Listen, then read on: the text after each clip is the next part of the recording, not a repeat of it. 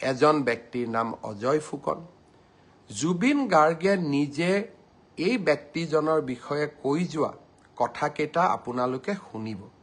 জুবিনে জীৱনকালত কৈ গৈছিল যে এই ব্যক্তিজনৰ জৰিয়তে মোৰ লগত কোনেও সম্পৰ্ক নকৰিব। মই জুবিনে দিয়া টুইটটো মই পঢ়ি দিব খোজা নাই। জুবিনৰ ভিডিঅ'টো সামাজিক মাধ্যমত উপলব্ধ থাকিব। আৰু এইগৰাকী ব্যক্তিয়ে কংগ্ৰেছ দলৰ যোৱা চাবুৱা বিধানসভা সমষ্টিৰ প্ৰাৰ্থী আছিল। আনজন ন্যায় বিচৰা ব্যক্তি হ'ল ভিক্টৰ দাস।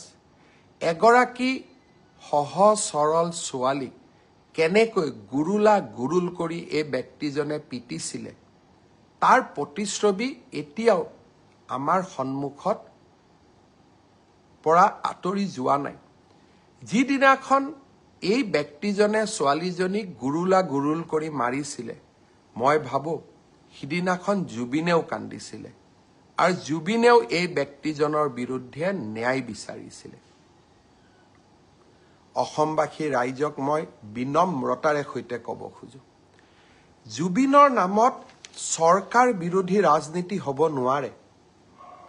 জুবিনৰ নামত আমি অসমখনক নেপাল কৰিব দিব নোৱাৰোঁ আৰু জুবিনৰ আত্মাক শান্তি দিবৰ বাবে আমি এই অসমখনক সুফলা কৰি আমি নিৰ্মাণ কৰিব লাগিব।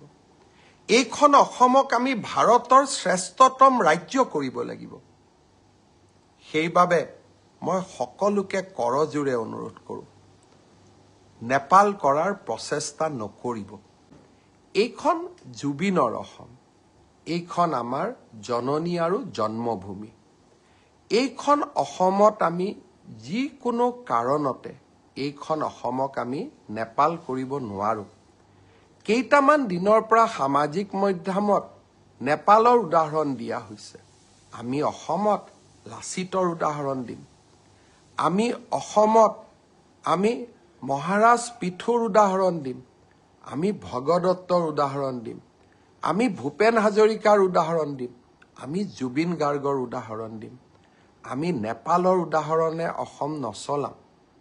আজি এটাই মই কথা ক'ব খোজোঁ, এটাও যদি অসমৰ সম্পত্তিক আজি আমি হানি কৰোঁ, আটাইতকৈ দুখ জুবিন গাৰ্গে পাব। কাৰণ এইখন জুবিনৰ অসম, আমাৰ সকলোৰে জননী আৰু জন্মভূমি। আজি কেইগৰাকীমান ব্যক্তিয়ে জুবিনৰ ন্যায় বিচাৰি ৰাস্তাত আন্দোলন কৰিছে। পুলিচে তেওঁলোকক গ্ৰেপ্তাৰ কৰিছে আৰু মানুহে সুধিছে তেওঁলোকক কিয় গ্ৰেপ্তাৰ কৰা হ'ল।